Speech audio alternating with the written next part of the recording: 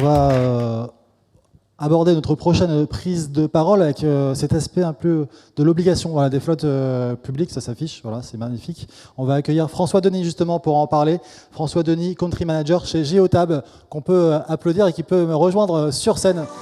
Je vous en prie François, rejoignez-moi. Geotab qui est numéro 1 mondial de la télématique, mais on peut quand même le représenter, cette technologie et tout le potentiel qu'il y a derrière cette technologie et la télématique. Bonjour Guilhem, bonjour à tous, je suis très heureux d'être ici aujourd'hui. Oui, effectivement, qu'est-ce que c'est que la télématique et qu'est-ce que ça peut apporter? Je vais faire un petit rappel. Déjà, peut-être un petit mot sur la société Geotab. Donc, comme le disait Guilhem, leader mondial, numéro 1 mondial, qu'est-ce qui permet de le dire? Parce que 3 millions. Je vais trop vite. 3 millions de véhicules connectés à la plateforme Geotab, devenu de ce fait numéro 1 mondial, créé il y a une vingtaine d'années, en 2000 à Toronto, et maintenant présente dans 130 pays à travers le monde. Donc, qu'est-ce que c'est finalement que le métier? Peut-être un point important, on va dire la devise de Geotab et de son fondateur depuis l'origine, c'est de dire ce que l'on ne mesure pas, on ne peut pas le gérer. C'est vraiment le sujet de la data, en fait. Et donc, quel est le métier d'un télématicien tel que Geotab? C'est en fait de collecter ces données, les données d'un véhicule. Donc, on va brancher un boîtier sur la prise de diagnostic du véhicule, qu'on appelle la prise OBD, et on va remonter, en fait, les données du véhicule. Donc, c'est la première chose. On lit les données de ce qu'on appelle le CAN-BUS du véhicule, toutes les données concernant les codes de panne, le kilométrage, la consommation, etc. On va remonter également des données sur le comportement du conducteur au volant. Il y a un accéléromètre, un gyroscope dans le boîtier, donc ça va permettre de savoir comment se comporte le conducteur au volant. Et puis, la troisième catégorie, c'est tout ce qu'on va pouvoir brancher sur le boîtier. Par exemple, une caméra, on va pouvoir brancher en plus pour pouvoir voir ce qui se passe sur la route. Ou bien, dans le domaine du transport de marchandises, ça va être un chronotachygraphe ou la chaîne du froid si c'est un transport en température dirigée dans un véhicule utilitaire, par exemple dans la ville. Et donc, puis il y a une quatrième catégorie que je n'ai pas citée, mais qui semble évidente, c'est la géolocalisation du véhicule. Mais ça n'est pas obligatoire, parce que certaines entreprises, certaines collectivités préfèrent ne pas collecter la donnée de géolocalisation. Alors derrière, c'est toujours ce qui nous intéresse, c'est les bénéfices, et en particulier pour les flottes du secteur public. C'est bien ce qui nous intéresse ce matin avec vous. Exactement. Alors, je vais préciser que les bénéfices dont je vais parler de la télématique, c'est propre effectivement aux flottes publiques, mais ce sont finalement les mêmes avantages, les mêmes bénéfices pour une flotte d'entreprise. Alors, ils sont de plusieurs ordres. La première catégorie, c'est vraiment les économies.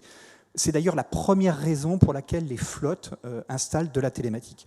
Pourquoi? Comment est-ce qu'on fait des économies? Tout simplement parce qu'on va suivre la consommation du véhicule. Je vais vous donner juste un chiffre parce qu'il est extrêmement parlant. Chez Geotab, comme je vous l'ai dit, on a quand même suffisamment de volume pour pouvoir étudier. Quelle est la différence de consommation entre le meilleur conducteur d'une flotte et le pire conducteur d'une flotte? 35%. C'est juste énorme.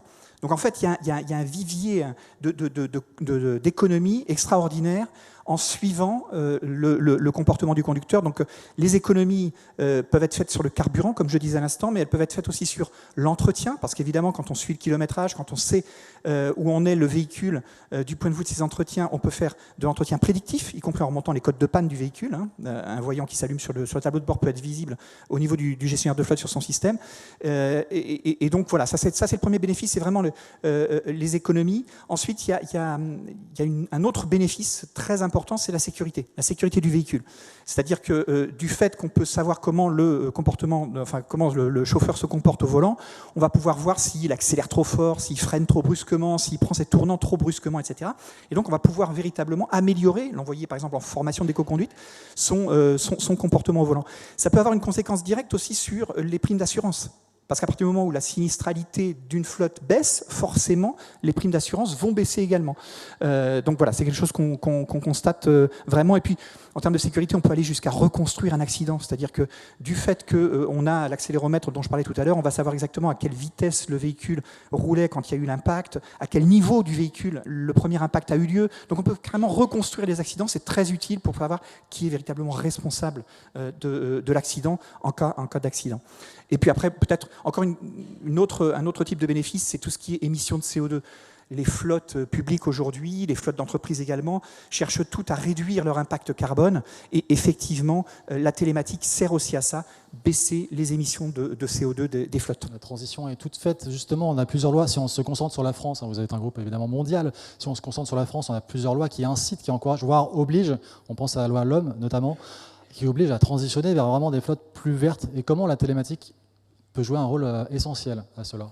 Alors, elle peut jouer un rôle absolument essentiel, effectivement. Je vais juste rappeler un tout petit peu, alors je suis sûr que tout le monde connaît déjà et que j'enfonce des portes ouvertes, mais qu'est-ce que la loi L'Homme exige? Qu'est-ce qu'elle demande? Quelles sont ses contraintes? En fait, dès 2022, toute flotte de plus de 100 véhicules se doit, pour tous ces renouvellements, dès cette année, de mettre 10% de ces renouvellements en véhicules complètement vertueux, c'est-à-dire qu'il n'y a que les électriques ou les hybrides rechargeables aujourd'hui qui passent. Donc ça, c'est pour cette année déjà. En 2024, ce sera 20% des renouvellements qui doivent passer en électrique. Ainsi de suite, jusqu'à 2030, où on atteindra 70%. Donc encore une fois, ça vaut pour les municipalités, les communes, les flottes publiques, tout comme les flottes privées. Il y a aussi les obligations qui sont liées au volet ZFE, de la loi climat et résilience. Donc en fait, ça donne un certain nombre d'obligations qui font que le gestionnaire de flotte se pose la question: quel véhicule est-ce que je vais pouvoir passer à l'électrique? S'il écoute ses chauffeurs, aucun des véhicules ne va pouvoir passer parce qu'il y a toujours un problème d'autonomie. Enfin, vous connaissez l'histoire. Donc du coup, qu'est-ce qui se passe? Il faut absolument qu'il puisse avoir des données réelles sur quels sont les véritables kilométrages parcourus par les véhicules, combien de temps est-ce qu'ils sont à l'arrêt, par exemple la nuit, ce sera demain le temps de recharge des véhicules. Donc tout ça, ça s'étudie, mais ça s'étudie qu'avec un boîtier. Donc en fait, pour pouvoir remonter véritablement les données, il faut équiper la flotte de télématique pour pouvoir avoir cette réponse à quel véhicule va pouvoir être remplacé par un véhicule électrique. Et on va un petit peu plus loin chez Geotab parce qu'on est aussi capable de dire très précisément quel véhicule aujourd'hui disponible sur le marché en termes d'autonomie est capable de remplacer tel ou tel véhicule par rapport à son usage. Et ça, c'est essentiel parce qu'en fait, nous, on va pouvoir calculer les kilométrages réels des véhicules. Alors, je ne vous parle pas des normes WLTP qui vont vous donner des kilométrages extraordinaires, mais en fait, qui ne seront jamais atteints par un véhicule en réalité. Donc, du coup, on a cette donnée et on va être capable de dire, en face de tel véhicule, par rapport à cet usage-là, vous pouvez mettre tel véhicule en face. Voilà exactement ce que va permettre la télématique. Après, peut-être encore un petit mot sur l'électrification de la flotte. Évidemment, à partir du moment où le véhicule est électrique, il se doit d'être connecté, parce qu'il y a le problème de la recharge. Prenons un exemple, une flotte. Vos flottes, typiquement, vous décidez de ne pas avoir autant de bornes de recharge sur le parking que de véhicules. C'est parfaitement judicieux de le faire. Par contre, il faut le gérer, parce qu'il va falloir prioriser les recharges en fonction du niveau de charge de chaque véhicule. Donc ça se gère avec la télématique. C'est le seul moyen. Alors, on parle beaucoup de la mobilité partagée.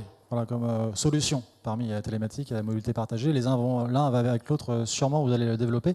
Comment la ville peut accompagner justement les maires, leurs administrés, pour aller vers plus de transition, vers des déplacements qu'on appellerait plus vertueux, plus doux?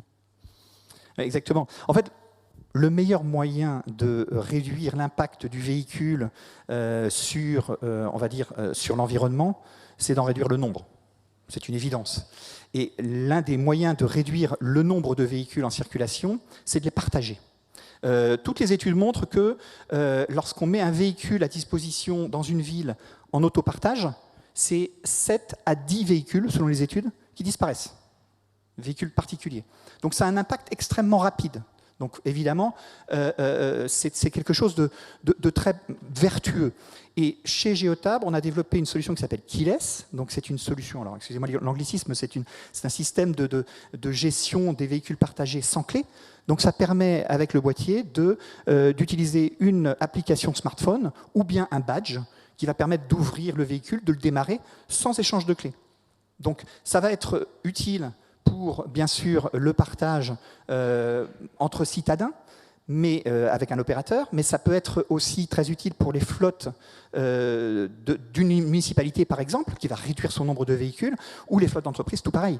Hein. Et pour les citadins, moi, ce que j'encourage vraiment à faire, toutes les collectivités, les municipalités, etc., c'est vraiment de dédier un certain nombre de places de stationnement à l'autopartage, parce que c'est effectivement quelque chose d'extrêmement vertueux en termes d'émissions et de réduction des émissions de CO2 en particulier. Et vraiment, ce que permet l'autopartage, c'est vraiment de passer d'un modèle, un véhicule, un utilisateur, à un véhicule, plusieurs conducteurs. De la propriété à l'usage, hein. Vraiment, c'est l'aspect aussi, l'approche masse. Il nous reste une trentaine de secondes. François, vos recommandations, peut-être sûrement à notre audience pour atteindre une flotte zéro émission. Comment on fait ? Alors, zéro émission, on pourrait se dire que c'est un rêve. En fait, c'est réalisable. Aujourd'hui, pas forcément sur toutes les flottes, parce qu'il y a les autonomies qui sont quelquefois limitées. Mais comme je vous le disais tout à l'heure, on est capable chez Geotab de vraiment étudier très précisément le kilométrage qui peut être effectué, donc l'autonomie réelle des véhicules. Et donc, ça permet effectivement de se dire que avec le temps, au fur et à mesure, à partir du moment où on a mesuré les usages des véhicules, on pourra, avec le temps, un véhicule qui aujourd'hui ne peut pas être passé à l'électrique immédiatement, le pourra dans 3-4 ans en fonction des autonomies qui augmentent. Et ces autonomies, encore une fois, on les mesure très précisément. Donc oui, c'est possible de passer une flotte à zéro émission. Peut-être pas tout à fait aujourd'hui, mais dans les années qui viennent, ce sera vraiment réalisable. À suivre donc. Merci beaucoup François Denis, Geotab. On peut applaudir, évidemment. Je vous en prie.